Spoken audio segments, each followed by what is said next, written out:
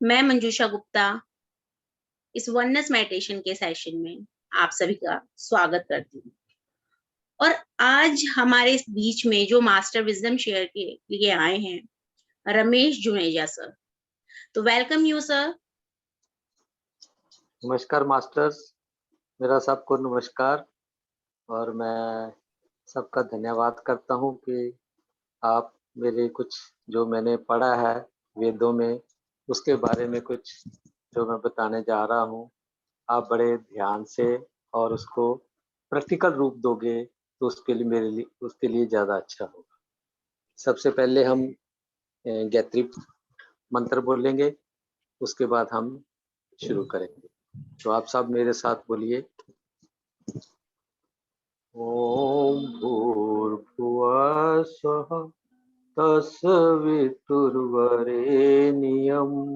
भर्गो देवस्य धियो यो न प्रचोदयात्। तूने हमें उत्पन्न किया, पालन कर रहा है तू, तुझसे ही पाते प्राण हम, दुखियों के कष्ट हरता है तू।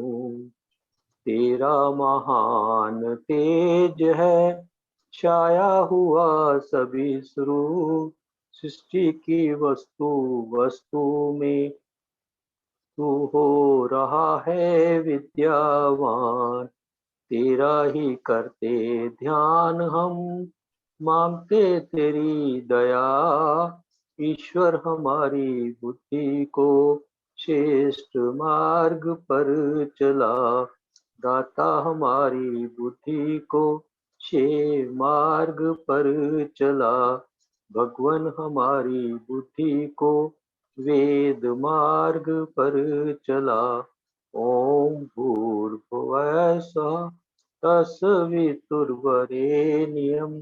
भर्गो देवस्य धियो यो न प्रचोदयात्। ओम ओम। सबसे पहले हम जब भी वेद का पाठ अध्ययन करते हैं तो हम पहले भगवान से प्रार्थना करते हैं। इस प्रार्थना का मतलब ये है भी ईश्वर ने हमें उत्पन्न किया है, ईश्वर ही हमारा पालनहार है। हम ईश्वर से प्रार्थना करते हैं भी हमारी जो बुद्धि को अच्छे रास्ते पे लगाना और हमारा जो उससे हमारा ज्ञान बढ़े। तो इसी से हम अपना अगला जो आज का सत्र शुरू करते हैं। तो मैं आशा करता हूं जो पिछले मैंने 2 सत्र दिए थे, कुछ ना कुछ जरूर समझ आया होगा।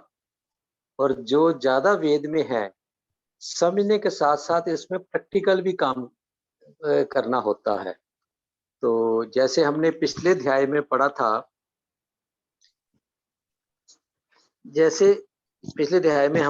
था, जो प्रभु का नाम अग्नि है, जो और जैसे पिछले अध्याय में हमने पढ़ा था, जो पिता हमारे हैं वो ईश्वर हैं। जैसे पुत्र एक पिता से बिना झिझक कुछ जब भी उसको कुछ चीज चाहिए होती है तो अपने पिता से ही मांगता है। तो हम भी अपने जो हमारे प्रभु हैं वो पिता हैं, हमने भी जो चीज हमें चाहिए वो हमने पिता से ही मांगी। इस अध्याय में जो है ये शब्द अग्निगतों से बना है और यहाँ पर वायु शब्द को गति बनकर प्रभु का प्रतिपादन कर रहे हैं। प्रभु गति के द्वारा सब बुराइयों को हिंसित कर रहे हैं। यानी कि प्रभु में इतनी गति है, जितनी भी हमारे में बुराइयां हैं वो सब दूर करते हैं। गति द्वारा आप यानी कि हम ईश्वर से प्रार्थना करते हैं, हे ईश्वर आप हमारे हृदय में आए और आसन पर बैठे। आप सचमुच दर्शनीय हैं। हे दर्शनीय प्रभु, मैं तो यही चाहता हूँ मेरा हृदय आपका प्रतिभाव हो और वहां से मैं आपके दर्शन करता रहूं। आपकी दृष्टि में मैं कभी ओझल न हो जाऊं, सदा आपकी कृपा दृष्टि का पात्र बना रहूं और मैं पवित्र बना रहूं। इसमें यही है, यानी कि भगवान आप मेरे हृदय में बैठिए, मैं सदा आपके दर्शन करता रहूं और आपसे कभी ओझल ना हो और मैं पवित्र बना रहूं। आपके दर्शन के द्वारा, दर्शन के लिए सोमकण रोके गए, यानी कि अगर हम प्रभु के दर्शन करते हैं तो जो हमारे शरीर में सोम रस है, सोमकण है, वो बने रहते हैं और शरीर में इसका निरोध नहीं किया गया है भी, ये शरीर में कम नहीं होते। उन सोमकणों की रक्षा भी तो आपके स्मरण से ही होती है। अगर हमने भगवान का नाम लेते हैं, उपासना करते हैं, तो हमारे जो शरीर में सोमकण है वो सुरक्षित रहते हैं यहाँ और हमारे रक्षा करते हैं। अगर हमारे शरीर में सोमकण नहीं होंगे, कम होंगे, तो हमारे हृदय में काम बढ़ जाएगा और सोमकण काम, सोम हमारे शरीर में है, सुरक्षित है, तो हमारा उसमें कामना होगा। जहां महादेव वहां कामदेव भस्म, यानी कि जो हमारी कामना है वो खत्म हो जाएगी अगर हमारे शरीर में ईश्वर, महादेव, महादेव के यहाँ पे ईश्वर का नाम ही लिया गया है। हम ईश्वर से प्रार्थना करते हैं, आप हमारी प्रार्थना सुनिए और हमारे इस, यानी कि हमारे शरीर में सदा साथ रहिए, सदा रहिए और हमारी रक्षा करते रहिए। हम सौभाग्य बने, शुद्ध गुणों के अलंकृत हों, उस प्रभु की प्राप्ति के लिए होने वाली रक्षा के हम पात्र बने। हमें प्रभु के दर्शन योग, यानी कि हमारा सोमकण अगर बना हुआ है तो हम प्रभु के दर्शनों के योग्य बनाएंगे।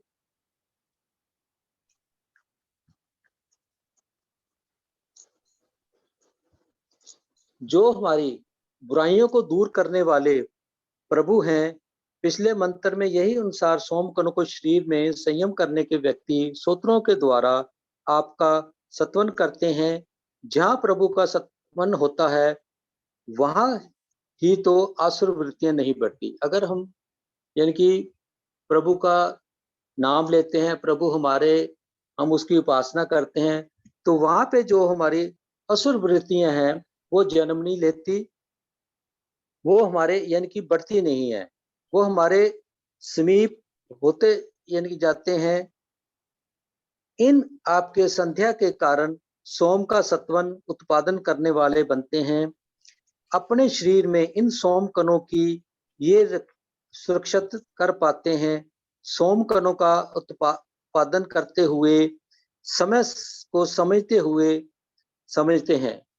जैसे हम इसमें आगे ये है कि जैसे जो यंग लोग हैं उनका जो सोम रस है वो ज्यादा सुरक्षित रहता है, उनका सोम रस ज्यादा बनता है और वृद्ध अवस्था में नहीं बनता। इसलिए यहाँ प्रार्थना की गई है कि हमें अपनी यंग एज में ही अपना सोम कण को बढ़ाना चाहिए, सोम रस को बढ़ाना चाहिए।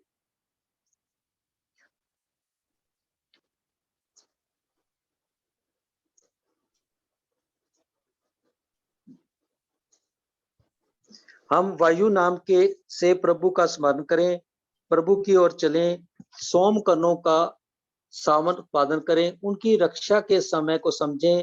हमारा जीवन यज्ञों से परिचित वाला हो ताकि यज्ञ भावनाओं से हम बचे रहें। यानी कि यानी कि हम अगर हम बचपन से ही, जवानी से ही सोम कर्ण का सुरक्षित रखेंगे, हमारी अपनी इच्छाइयों का, ईश्वर की उपासना करेंगे, तो हमारी जो वासनाएं वो खत्म हो जाएंगी।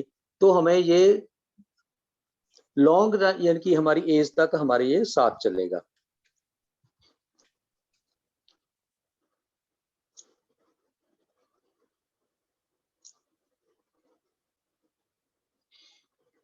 वायु की धेना जो है, इसका मीनिंग है अगर कोई विद्यार्थी ईश्वर की अगर कोई विद्यार्थी अध्यापक से लिया हुआ ज्ञान जो अध्यापक को अपने प्रति 100% समर्पण कर देता है, अर्पण कर देता है और अध्यापक के निर्देशानुसार ही काम करता है, तो वह उसको वेद ज्ञान प्राप्त होता है। यहाँ भी द्वारा जैसे मैंने पहले भी बताया था, जो वेद ज्ञान है वे ईश्वर का ही दिया हुआ है और आगे ये अध्यापक जो अपने विद्यार्थियों को वेद ज्ञान देते हैं। वेद ज्ञान जो है ये जो वेद हैं ये 4 तरह के हैं। इसका मैंने पहले भी आपको बता दिया है।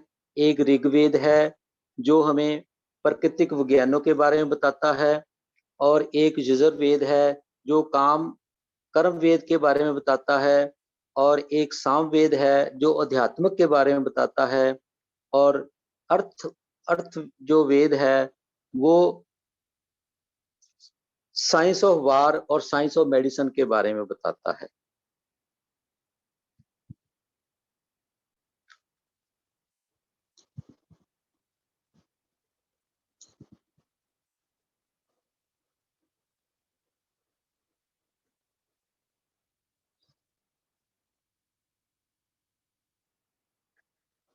इंद्र जितेंद्रिय पुरुष है, इंद्रियों का अभिष्ठाष्टा है। ऐसा बनने के लिए यह वायु क्रियाशील हुआ है। जितेंद्रिय बनकर हम क्रियाशीलता से सब बुराइयों का संहार करता है। प्रभु इससे कहते हैं कि हे जितेंद्रिय व क्रियाशील पुरुष, ये सोम तुम्हारे लिए उत्पन्न किए गए हैं। इसके रक्षण से ही तुम्हें इस जीवन की उन्नति को सिद्ध करता है। इनका रक्षण करते हुए आप स्वास्तिक भोजन करें, मन अपना प्रसन्न रखें और त्याग की भावना रखें। इनकी ईश्वर ने इस समय श्लोक में बोला है भी आप गतिशील बनिए, क्रियाशील बनिए। आप जो भोजन करते हैं सात्विक भोजन करिए, मन अपना प्रसन्न रखिए और आप त्याग की भावना आपके होनी चाहिए। और तप के साधन से और त्याग की वृत्ति से हमारे समीप आओ। प्रभु प्राप्ति का यही मार्ग है। हम भोजन को सात्विक करें, मन को सदा प्रसन्न रखें, मन में राग द्वेष न हो तथा लोभ के विपरीत त्याग की वृत्ति वाले बने। प्रभु कहते हैं कि सुरक्षित हुए हुए ये सोमकम हम दोनों की इंद्र व वायु की निश्चित से कामना करते हैं। अर्थात सुरक्षित हुए हुए ये सोमकन मनुष्य को इंद्र व वायु बनाते हैं। इन्हीं के कारण ज्ञान की प्राप्ति होती है, बुद्धि सूक्ष्म होती है और हम ज्ञान स्वरूप परमेश्वर के दीप्त होने वाले इंद्र बनते हैं। इसमें यही है, अगर हम सात्विक भोजन खाएंगे हमारा मन प्रसन्न होएगा, सैक्रिफाइस करेंगे, हमारा यानी कि लोभ और के विपरीत त्याग करेंगे, तो इससे हमें ईश्वर की प्राप्ति होती है। आगे जो नेक्स्ट आता है उषा काल रूप। ये मैंने पहले भी फर्स्ट अपने सेशन में बताया था भी हमें जो हमारा उठने का समय उषा काल है। उषा काल जो समय जो अपने एरिया के हिसाब से, आपकी लोकेशन के हिसाब से, मौसम के हिसाब से, जहाँ पे सूर्य से 90 से लेकर 2 घंटे तक, हमें 90 मिनट से 2 घंटे तक बीच में उठना चाहिए। जो उषा काल का समय होता है ये महत्वपूर्ण बात है कि उषा काल धन वाले बनते हैं। इस उषा काल में तुम सोए नहीं रह जाते। ब्रह्मचर्य के दृष्टिकोण से यह बात बहुत ही महत्वपूर्ण है। यही समय ब्रह्म मुहूर्त भी कहलाता है। यह समय प्रभु के मिलने का समय होता है। उस समय सोए रह जाना कितने महान धन का विनाश होता है। यह काल तो उषादाय सब बुराइयों का दहन करने वाला होता है। इस समय जाकर उत्तम कर्मों में निवास करना, संध्या स्वाध्यान आदि में लगे रहना ठीक है। प्रभु इन उषा काल रूप धन वाले इंद्र, वायु व इंद्र से कहते हैं कि तुम दोनों शीघ्रता से दौड़ते हुए मेरे समीप आओ। उषा काल में जागने वालों को अवश्य प्रभु प्राप्ति होती है। प्रसंग वंश ब्रह्मचार्य में यह उषा जागरण सहायक होता है। इस प्रकार इसका महत्व अधिक बढ़ जाता है। यानी कि जो उषा काल में हमारे पुराने ग्रंथों में भी लिखा है, हमारे आप आजकल आप जितने भी देखोगे पत्रीसार जितने भी हमें ध्यान कराते हैं, काफी चैनल पर मैंने सुना, देखा भी है, किया भी है। सुबह 4 से 6 तक काफी सेशन होते हैं। इसलिए यानी कि जो हमें उषा काल का जो समय होता है, यह प्रभु को मिलने का समय होता है। प्रभु इस टाइम यानी कि जो सारा संसार सोया होता है, तो इस टाइम प्रभु से हमारे मिलने का चांस जो ज्यादा होता है। जैसे अगर हम सो के उसको गुजारेंगे तो हमारा सबसे बड़ा नुकसान उसी काल का होगा।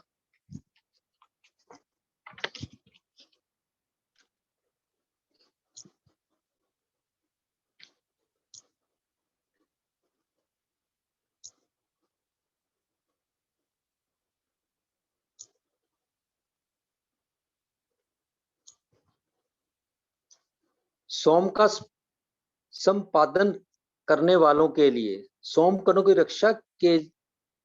रक्षा से ही शरीर का ज्ञान युक्त व अन्यमय है। यानी कि हमारा सोम रक्षित होएगा तो हमें ज्ञान मिलेगा।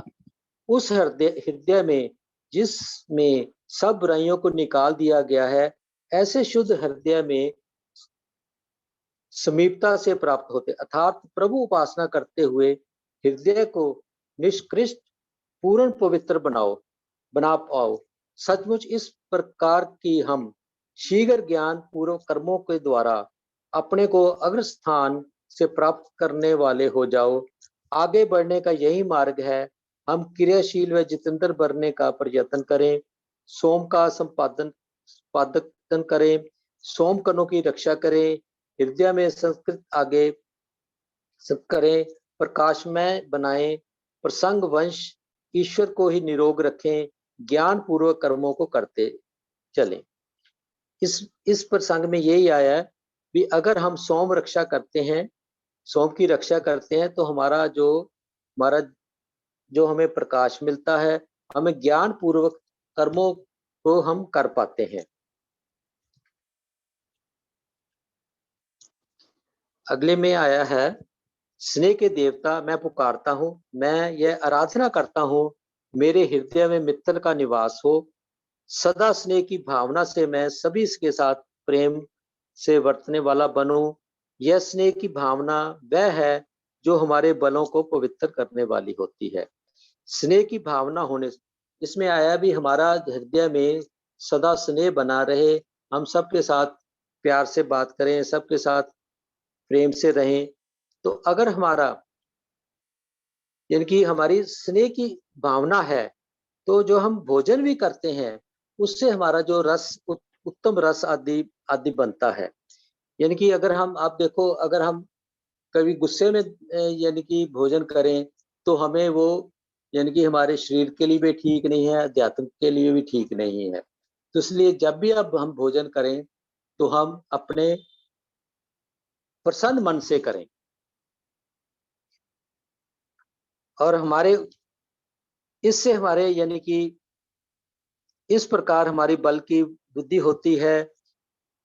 मैं प्रयत्न करता हूँ मेरे हृदय में किसी के प्रति द्वेष न हो, यह वरना देवता हिंसों को खा जाने यानी होता है। अर्थात द्वेष के न होने से हमारा शरीर हिंसक तत्वों का शिकार नहीं होता। द्वेष से तो मनुष्य अंदर ही अंदर जलता चला जाता है। हृदय में द्वेष की भावना से प्रलता के समय खाना खाया हुआ अन्य विषयों को जन्म देता है। अगर हम द्वेष की भावना रखेंगे, उस टाइम खाना खाएंगे तो हमारे शरीर में विष बन जाएंगे।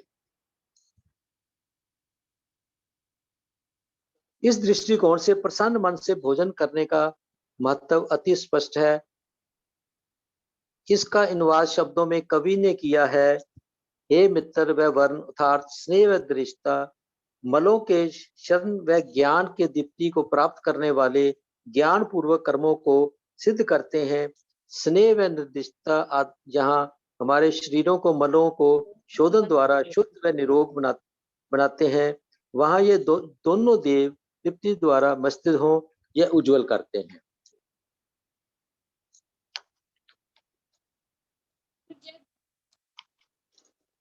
इसी का आगे चलते हैं। रित का वर्धन, मित्र व वर्धन, मित्र व वर्ण, स्नेह व निर्देशता हमारे जीवन में रित के साथ वृद्धि के कारणभूत उत्तम कार्यों संकल्पों को व्याप्त करते हैं। रित का अभिप्राय है इंग्लिश से राइट शब्द में आना, ठीक। वह रित वही है जो उचित स्थान में किया गया। अतः अभिप्राय यह है कि स्नेह व द्वेष भाव के न होने पर हमें रित की वृद्धि होती है। इसमें है भी हम प्रत्येक कार्य को ठीक समय व ठीक स्थान पर करते हैं, तो उसके साथ हमारे सब कार्य वृद्धि के कारणभूत होते हैं। प्रस्तुत ये मित्र वर्ण देवी है, रित के में सदा वर्धन करने वाले तथा रित युक्त कार्यों को स्पर्श करने वाले स्नेह निर्देशता के होने पर अनंत व संभव ही करना ही नहीं रहता। हमारे सब कार्यों को रित का समावेश हो जाता है। अनित कार्यों को संकुचितता है। ऋतियों के कार्यों में विशालता अनंत के साथ अपवित्रता ग्रास का संबंध है तथा रित पवित्र उन्नतिशील व रित वाले कार्य सदा वृद्धि के कारण बनते हैं। अगर हम सही समय पर सही कार्य करते हैं तो हमारे वृद्धि का कारण बनते हैं।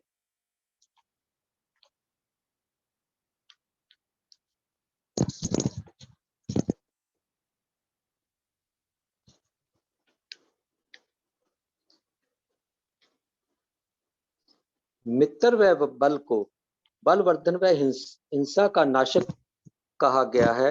इसी भाव को स्पष्ट करते हुए कहते हैं कि ये स्नेह व निर्देशता हमारे लिए बल को तथा व्यापक व उदार कर्म को, गत मंत्र को, विकृत को धारण करते हैं। हम अपने जीवन में सदा व्यापक कर्मों को करने वाले होते हैं। जबकि हम देह से ऊपर उठकर कार्य करते हैं तो हमारे कर्म शक्तिशाली होते हैं।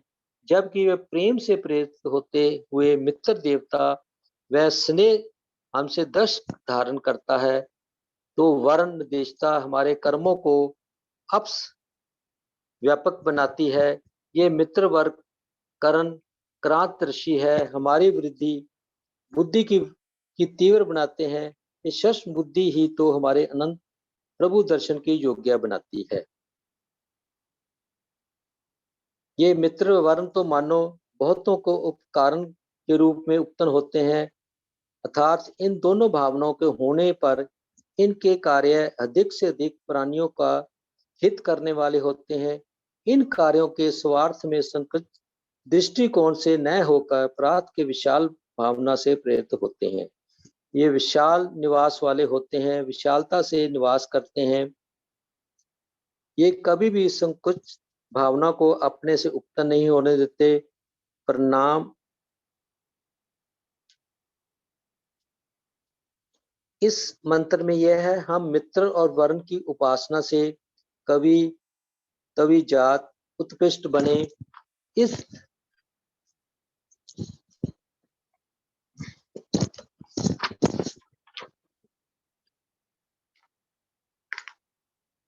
इससे भाव ये है कि हम जो भी करें वो प्राणियों का हित करने वाले हों और विशाल गति वाले उदार करने वाले हों।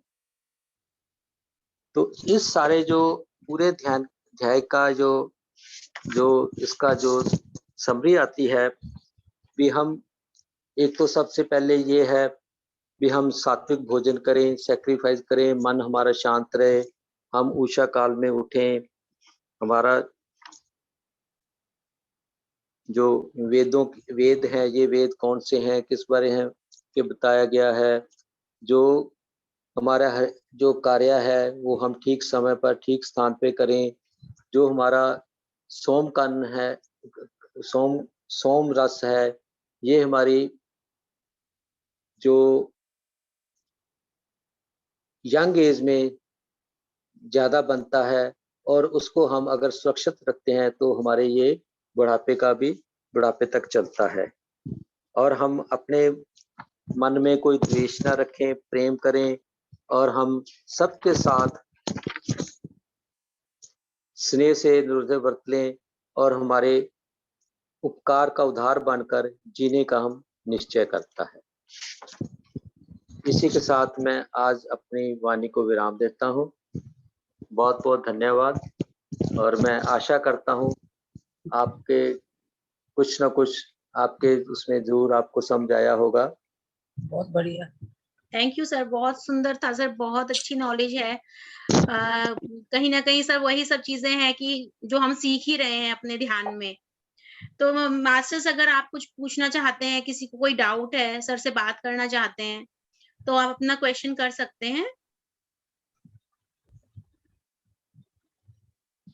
ज्यादातर इसमें जो है, इसमें ना सारी चीजें प्रैक्टिकल में आती हैं।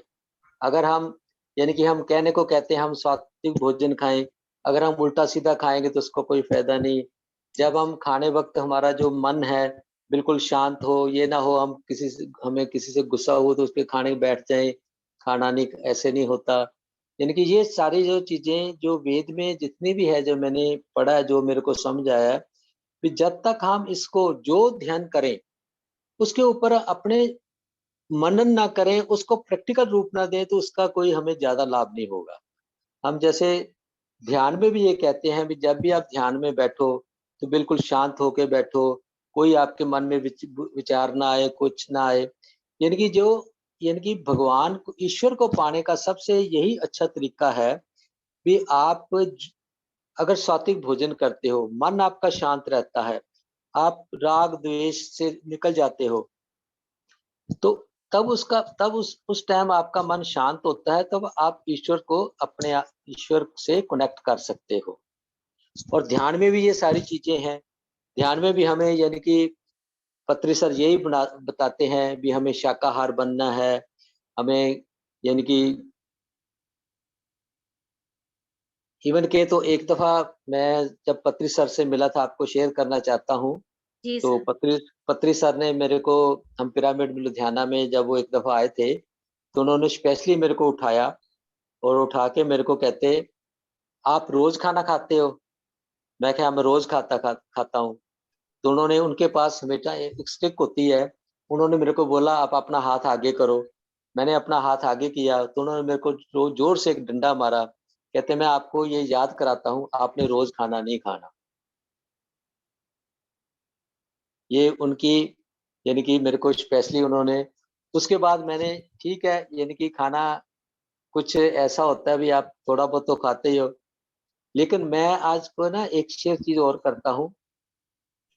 मैं सारे दिन में 3 ही चपातियां खाता हूँ, एक ब्रेकफास्ट में, एक लंच में और एक डिनर में। और हफ्ते में एक दिन मैं डिनर नहीं करता। यानी कि पत्री सर का मैंने पूरा कहना तो नहीं माना, लेकिन उनका काफी हद तक कुछ कहना माना। और मैं यानी कि हम यही हमारा रूटीन है। और जैसे पत्री साहब से मैंने एक दफा और पूछा था, उन्होंने कहा भी अगर आपने मुक्ति और मोक्ष पाना है तो उसके लिए क्या करना चाहिए? तो उन्होंने यही बोला था, आप जितनी ज्यादा से ज्यादा हो सके आप अपनी बुक्स पढ़ो, और जितनी ज्यादा आप बुक्स पढ़ोगे उसको पढ़ो, उसके ऊपर मनन करो और उसके ऊपर चलो। तो उसके बाद मैंने बुक्स भी काफी पढ़नी शुरू की हुई हैं, पढ़ता रहता हूँ जब भी कोई टाइम मिले, जैसे पढ़ता रहता हूँ। और जहाँ तक हो सके मैं पढ़ के उसके ऊपर प्रैक्टिकल रूप, उसको कोशिश करता हूँ कि उसके ऊपर प्रैक्टिकल रूप दिया जाए। यस।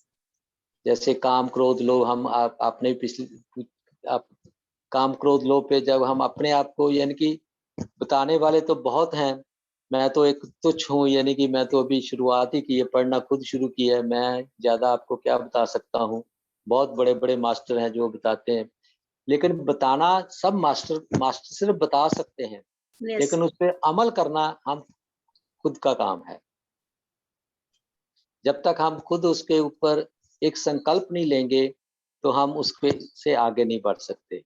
हम ये अगर सोचें भी आज हम कोई नहीं, आज उल्टा सीधा खा लेते हैं, कोई बात नहीं, कुछ नहीं होता, तो यानी कि ये अगर हम ऐसा टाइम आता है, जो मेरा मानना है ये हमारा एक टेस्ट होता है, या आप इसमें टेस्ट में पास हो सकते हो कि नहीं हो सकते। आपको एक दो दफा लगेगा, यानी कि मैं ये चीज खा लूं, आपका मन करेगा मैं समोसा भी खा लूं, पिज्जा भी खा लूं, लेकिन ये आपके ऊपर डिपेंड करता है, आपका संकल्प कैसा है, आपका ये कैसा है, आपने उसके ऊपर काम करना है। सही है, ट्रू सर। एक्चुअली मास्टर्स बता सकते हैं कि आपको ये करना है, सर हमको रास्ता बता सकते हैं, बट जब तक हम अंदर से नहीं चाहेंगे बदलना तो कोई हमें बदल नहीं सकता है। ये एक अंदर से विल होनी चाहिए कि मैं ऐसा करूंगा, तभी हम कर सकते हैं, वरना हम कुछ भी चेंजेस हम में नहीं पॉसिबल है होने। इवन के मैंने एक दिन एक और शेयर कर रहा हूँ, एक मैंने और भी पढ़ा था, अभी आप अपनी, यानी कि हम कहते हैं ना भी हमारी सबकी जो डेथ डेट लिखी हुई है, ऐसा कुछ नहीं है। आप खुद चूज कर सकते हो कि आपने कितने साल जीना है। ये भी मैंने पढ़ा है। उसका उन्होंने फर्स्ट, यानी कि जो उनका था भी, आप पहले, सबसे पहले आप संकल्प करो भी आप कितने साल जीना चाहते हो, कौन सी एज के साथ जीना चाहते हो। उसके बाद फिर उसके, यानी कि ये पहले संकल्प करो, उसके बाद फिर वही सारी चीजें आ जाती हैं भी आप सात्विक भोजन खाओ, मन प्रसन्न रखो, मेडिटेशन करो, तप करो, त्याग करो, द्वेष मत रखो, राग द्वेष से दूर रहो। ये सारी चीजें उसके बाद अगर आप उस पर अमल करते हो तो आप अपने संकल्प को पूरा कर पाओगे। जैसे हम भी मेडिटेशन करते शुरू कराते हैं तो पहले दिन हमारे ये एक संकल्प होता है भी आप 40 डेज संकल्प करो जी। 40 डेज का मतलब यानी कि कुछ मतलब होगा, लेकिन यानी कि मेरा ये मानना है, जो मास्टर 40 डेज कंटिन्यू ध्यान कर लेता है तो उसको इतना आनंद आता है, वो कभी ध्यान छोड़ता ही नहीं। सही बात, ट्रू सर। तो कोई मास्टर्स कोई क्वेश्चन करना चाहते हैं सर से, अपना कुछ भी डाउट है तो पूछ सकते हैं मास्टर्स, नहीं तो हम थोड़ा ध्यान की तरफ आगे बढ़ेंगे। सर ने इतना अच्छा विजडम शेयर किया, थैंक यू सर। फिर हम ध्यान की तरफ आगे बढ़ते हैं। थैंक यू जी। अब मैं आपसे आगे चाहूंगा क्योंकि मैं ध्यान कर चुका हूँ ऑलरेडी, तो बहुत बहुत धन्यवाद आपका। Okay sir, thank you sir. Okay, धन्यवाद।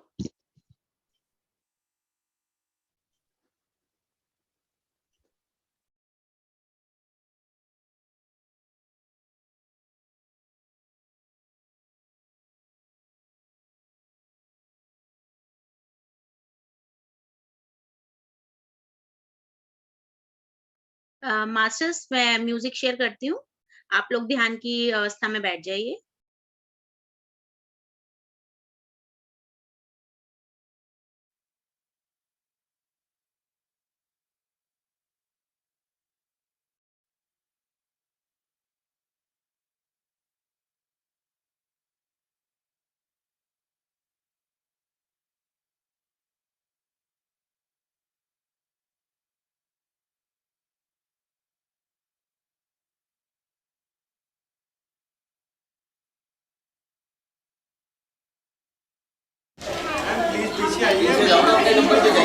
Silence!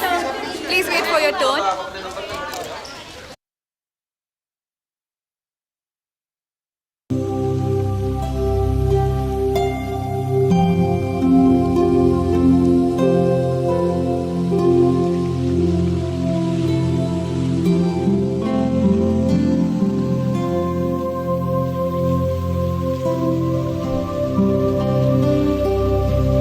वॉल्यूम ठीक है मास्टर्स?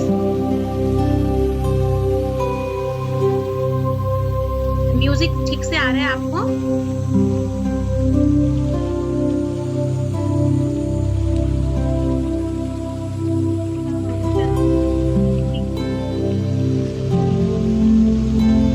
ध्यान के लिए तैयार हो जाइए।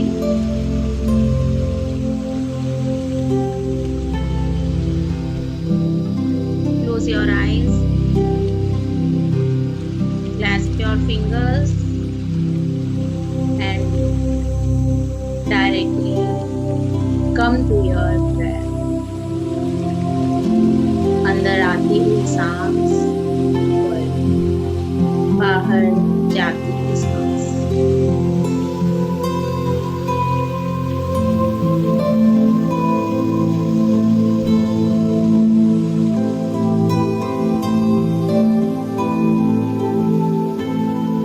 हमें शब्दों के पीछे भागना नहीं है,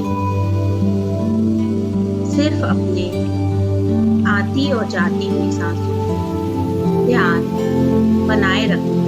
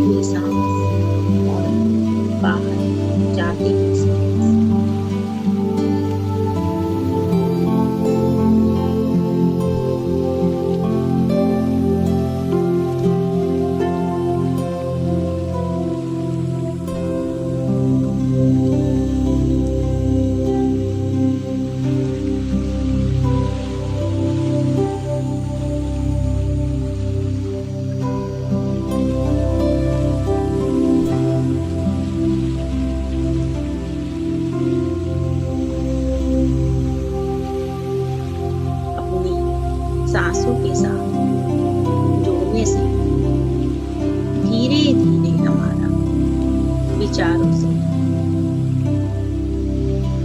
रिक्त होने लगता है, मन विचार शून्य होने लगता है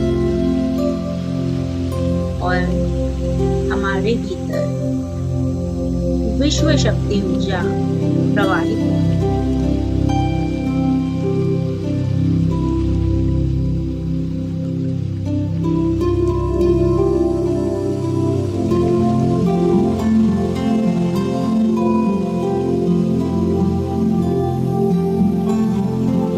आपका पूरा ध्यान आपकी आती और जाती हुई सांसों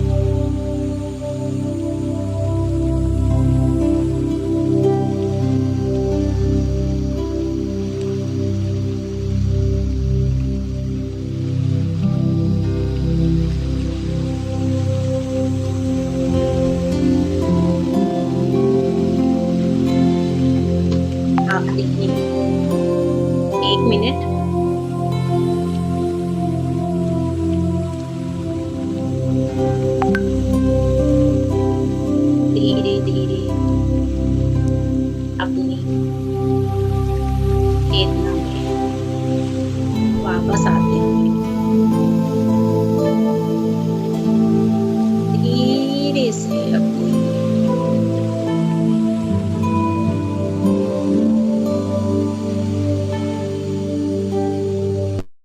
पाँव की उंगलियों को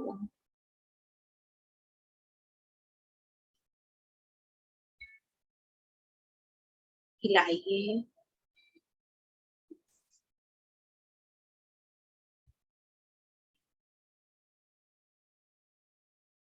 धीरे धीरे अपने हाथों को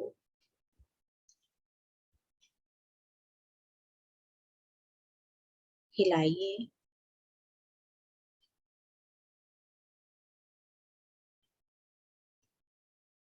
अपने शरीर को महसूस कीजिए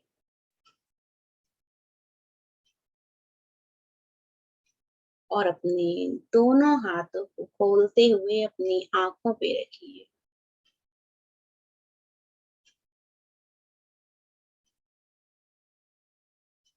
और धीरे से अपनी आंखें अपने हाथों के बीच में ही खोलिए और एक सुंदर सी स्माइल के साथ ध्यान से बाहर आइए मास्टर्स।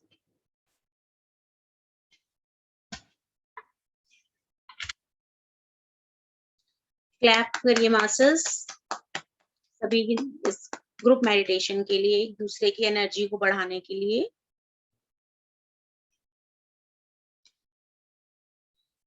कोई कुछ कहना चाहता है तो कह सकते हैं, कोई अपना एक्सपीरियंस शेयर करना चाहते हैं तो कर सकते हैं, कोई डाउट है तो पूछ सकते हैं। अपने आप को अनम्यूट करके आप लोग बोल सकते हैं अगर आप कुछ भी कहना चाहते हैं तो।